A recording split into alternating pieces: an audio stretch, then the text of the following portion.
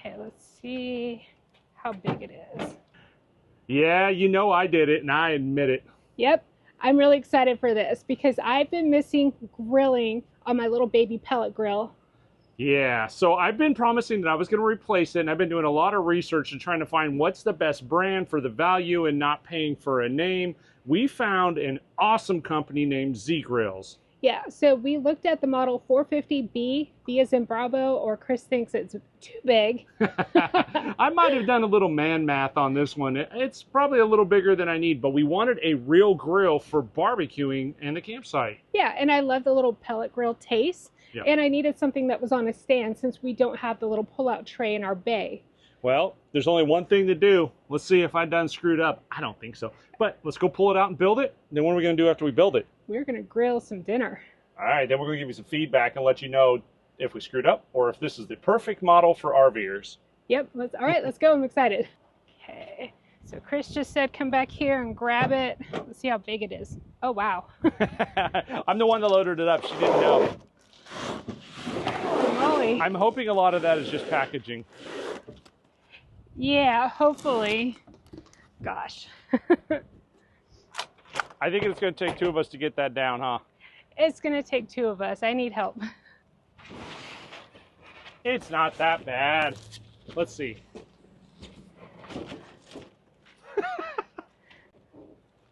All right. Now the fun part. Let's get over here in the shade. It's hot. You ready? I'm ready. All right.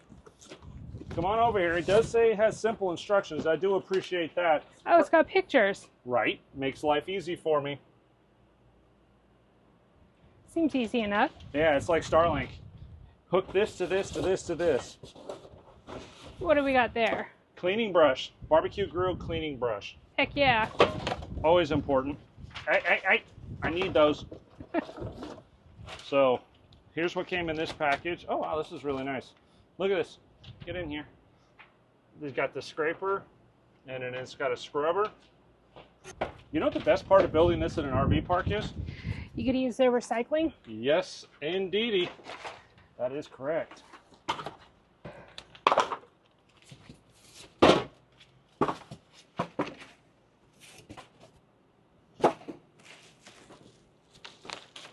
Look, honey, a baseball bat.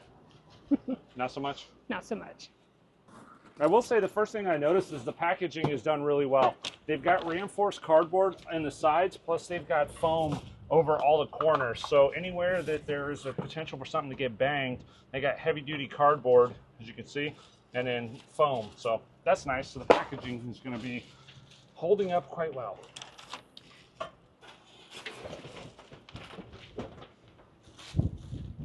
This is a real barbecue, Mrs. Peters. Oh, yeah? Yes, it is. This is quite a bit bigger, obviously, than our Traeger, but this is exactly what we were looking for. We wanted a real barbecue that we could do a full brisket on. We could do a whole turkey. A full rack of ribs? Not turkey, sorry, a whole chicken or a rack of ribs. Hey, we could grill some turkey legs. Toolkit. That's important. Yeah, and it's got the temperature probes. That was the other thing that I wanted to make sure that it had when I was researching, is I wanted to be able to have meat probes so that we could see what the temperature of the meat was without actually having to open the grill up and potentially losing heat. I'll tell you, they packed every inch of this thing full. Need a wheel? Just a couple. We may not, because I have a sneaking suspicion by the time this is done, it's not going to resemble the factory intentions. We shall see. All in good time. Yeah. So it looks like you lay it on the side, on your right side? Yeah. You lay that on the ground, the hopper side up? Yeah, but we've got zip ties to cut out of here, so we'll go ahead and grab some tools. Okay, there's my new grill. We're getting ready to assemble it. What it comes with is a pack of tools, the little meat probes, all this stuff. I see 4 legs, bucket, gloves, all kinds of stuff. So Chris here has volunteered to put my grill together. You mean voluntold? It's the same thing. But hey. Yes, we're going to put the grill together. And I'm probably thinking that this is a small residential style grill. And you're right, that's exactly what it is. And it's exactly what we wanted. I'm sick of being able to cook 4 pieces of steak, then having to do corn later, then having to do potatoes later. I can cook everything, or Mrs. Peters can cook everything. Actually, what he means is I cook everything on the grill. Wow, she threw me under the bus like that, y'all. That's how we roll, huh? Okay, it said to lay it on its side to put the legs, so I'm going to put some cardboard here. I'm not the one that read the directions, so she's got to once again tell me what to do.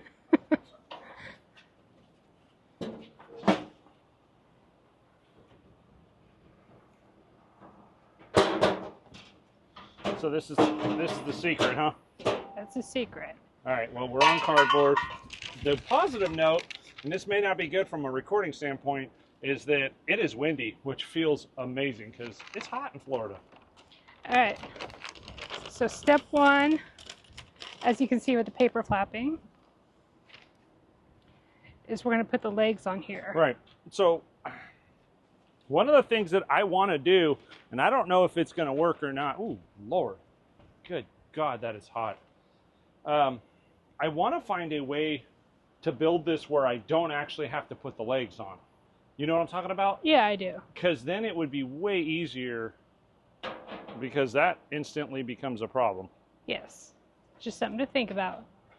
So we did the legs freestanding. I'm going to have to reinforce it a little, but my theory is I want this to be something that's freestanding from the base so that I can just set the barbecue right on top and take it off. That way the barbecue can either go in the pass-through or in the back of the truck.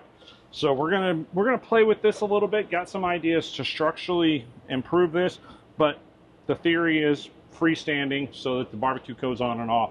Now that that's built and done, let's go to the barbecue itself.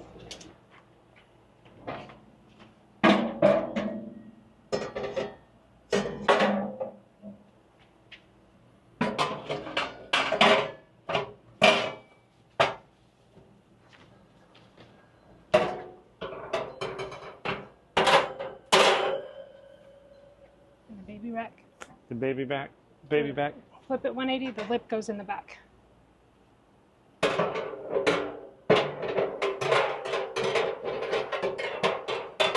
Nice. All right, what's next? Because I see the grill fully assembled, separate from the legs. A trip to Lowe's is what's next, because what I want to do is keep these 2 pieces separate, even though from design they go together. So let's go to Lowe's and see if I can get my evil genius on. Would we be doing a project if we didn't have to make a trip to the hardware store? Negative. Where are we at? We are at Lowe's, just down the street. It was a rough drive. It was 2.2 miles. But we did have to make a U-turn at the intersection. Right? Let's see what we figure out, because this is going to be a mad scientist project. We don't quite know exactly how we're going to get this to go. Yeah, we may buy extra parts. Highly likely. So we're going to use this as the base. This is going to go right on top of the legs underneath the barrel of the grill, and that'll all screw into there. The other piece that we grabbed is angle aluminum, and we're going to secure this so that the legs don't move. We're going to make the legs structurally sound and then make sure that we can just set the barrel of the grill right on top of it. This is aluminum angle 1/16 inch by 1/2 inch, and we bought 8 feet long, just one of these. And how much do we have left? This is how much we have left. So we utilized almost every inch of it, about 1.5 inches left. So what we did, we cut it up and we reinforced the base, and we are going to paint it black later, but we wanted to fit it in. We did both lateral and vertical to make sure this thing is going to be completely independent and be able to separate from the barbecue, which is what we're going to do now. We want to be able to just set the barbecue on here and not have the legs attached so that we can fit this in the back of the truck with no problems. Yeah. All right, let's get the camera down and get to it. All right, what are you up to now, Mr. Peters? I made a template for the base because we bought a sheet of aluminum that's going to go on the bottom. And I wanted to make sure that the holes lined up. And the easiest way to do that was create the contour with a piece of cardboard and then put the screws actually in the hole. And now I can go transfer this to the sheet aluminum and then be able to drill the holes, and then the base will fit right on there. Then we'll be able to set the barbecue right on top of the base. Mad scientist is still at it. All right, let's get to it because it's starting to get dinner time. Boy, I think we overcomplicated some of the stuff. Yeah, we had to remove our little aluminum tin top thing. After we supported the legs, should have stopped there. Yeah, but we didn't know. I mean, we used cardboard as a template, and then we put that to the sheet metal, drilled the holes, but it just wasn't the same when we lined it up. And it didn't need it. As soon as I ripped the sheet metal off because I got frustrated and I just set the tub right back on top, guess what? All the holes lined up and everything's perfect. So we're going to keep it like that and see how it works. I did put the screws in a Ziploc bag and then in another Ziploc bag and labeled it because later we might just want it fixed. We'll see. So what's the most important part now? Now it's time to cook dinner, so it is the perfect time, and we're going to put this grill to test. All right, let's go. Then we'll let you know what we think. All right, looks like we got some ZGrills, wood pellets, hickory. Ooh. I will say there's a couple things I want to point out, and I do like this. Made in the USA and 100% natural hardwood. And if you look, it's extremely low ash and low moisture content, which means it should burn really well and shouldn't soot up the inside.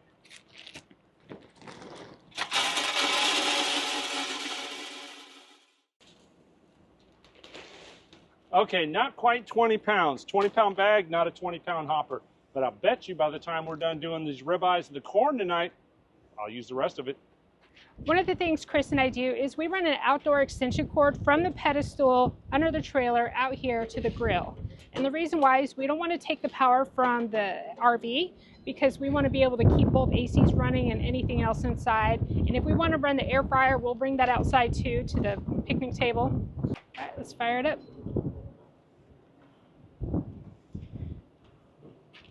It said to initially put it on smoke first. Oh, take the stuff out of the grill inside. Grab the directions. That says error. Okay, this is a little disappointing. We started the grill, we followed the instructions, and we got the ER1 code. ER1 means there's something wrong with the temperature probes. So we put them in, we took them out, we did a shutdown cycle, we disconnected power, we watched a video. It's not working. This does not work. So the next thing I've got to do is take apart this panel and see if some of the wires are loose. If the wires aren't loose to the probes, it said that it has to have replacement parts. This sucks. This is a brand new grill. Yeah, and we should be eating dinner by now. All right, power's off, so come over here. And we watched the videos on ZGrills YouTube channel, so the actual company.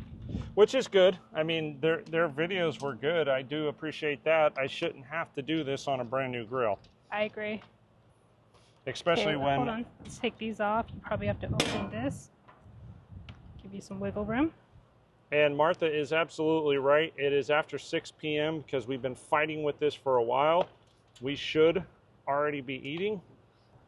I got to empty the hopper because there's screws on the back of the panel holding it in place. So I got to scoop these out. You want me to get a cup? Nah.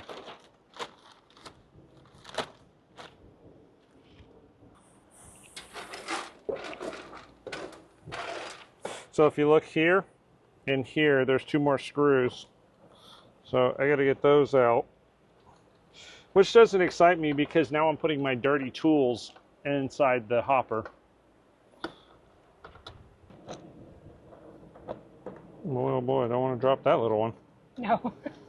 We'd find a needle in a haystack and we'd have to empty out the whole hopper. I made the screw. Thank you. They sure made it look a lot easier on the video, didn't they? Yes, they did. Problem is that the wire is really tight in here and I don't want to rip it. It's like not that screw. Oh, there's another one down below. Dang it. And that one, oh my God. So there's an access panel screw here too. I think we need to take more pellets out. Yeah. So there's a big screw down here on the access panel.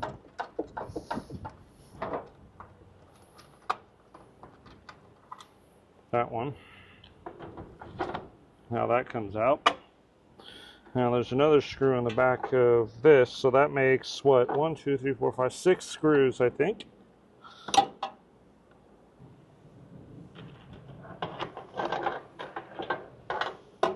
Alright, so there we go. The probes are the green ones, and I don't know that because of anything special, but because I can see them.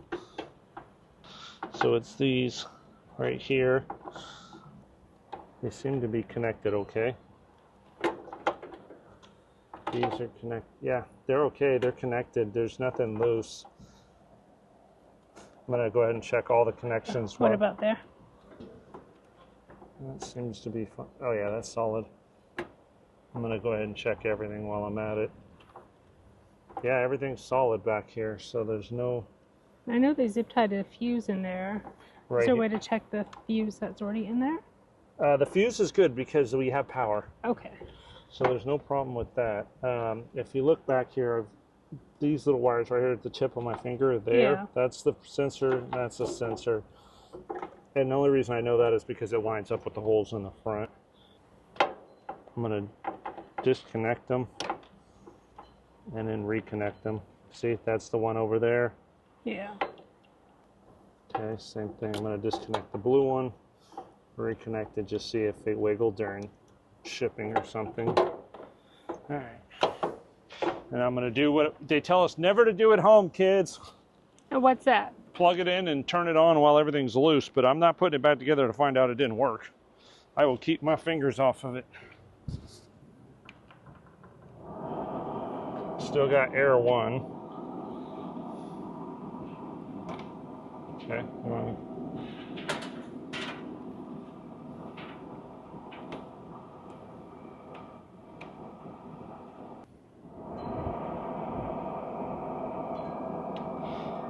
Well, I've done everything I can do. Well, I guess that's a life's lesson. We should have checked the damn thing and made sure it worked before we bothered to build it. I know. We've literally spent about 2 hours modifying this and a trip to Lowe's, so it's very disappointing, honestly, because yeah. We got some steaks in the fridge and we got fresh corn on the cob that we're going to throw on there and just have a great time, a great dinner, but... I would not recommend ZGrills. Sorry, guys. No, sorry. And you know us, we're usually positive and we like to be the devil's advocate, like pros and cons, but this was really disappointing. We waited a while. We modified it to make it work for our travel trailer RV life, and it just doesn't work. It doesn't work. Period. Yeah, we are going to reach out to the manufacturer. We're going to send them the message, the pictures we took, and give them our feedback because that's what they asked. Yeah. Our feedback's going to be, sorry, you guys sent us a grill that does not work, and I can't recommend that to anybody. Sorry, guys. And I've been waiting a while for a new grill, so... Back to the drawing board. If you got a suggestion for a grill for travel trailer life, let us know down below in the comments because I would definitely appreciate that. Yes, I miss my little baby Traeger pellet grill, but we're trying to think of something different to do. Bigger. Yeah, definitely let us know. Thanks. Now we go out to dinner.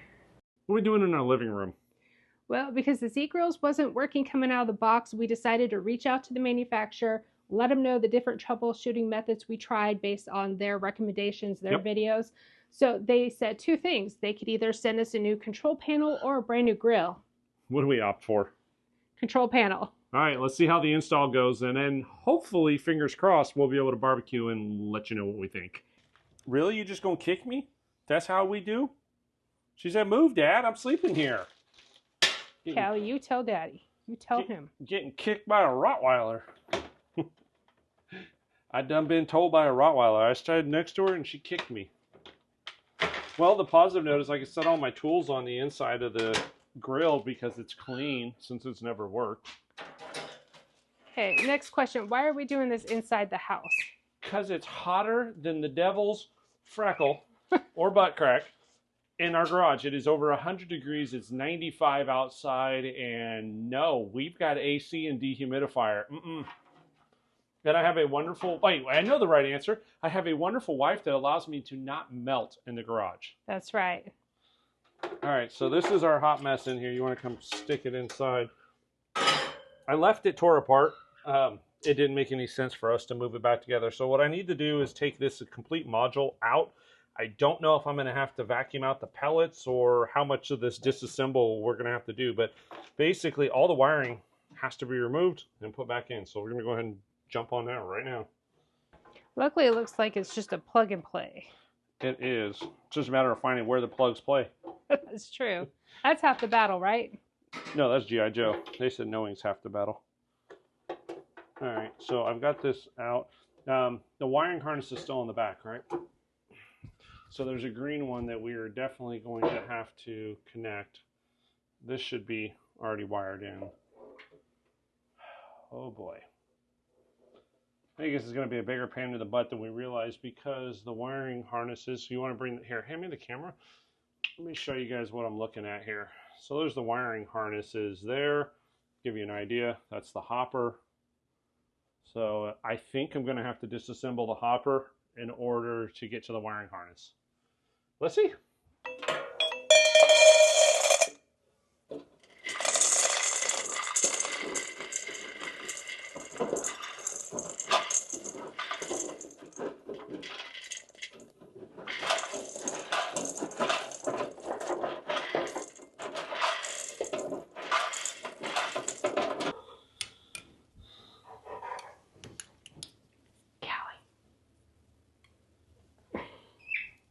Your dog is very attentive.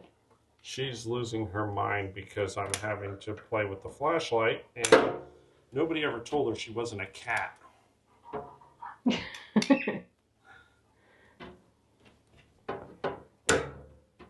you wonder what I'm doing, I'm cutting zip ties out so I can get the wiring harness down because I've opened up the entire bottom.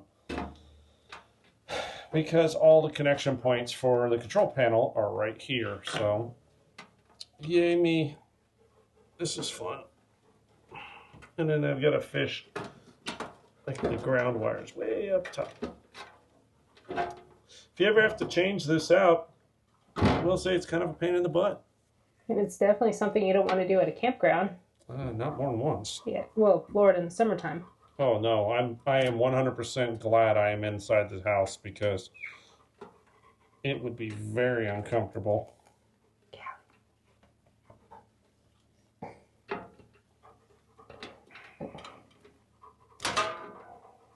Great. There's more wires up top. This sucks.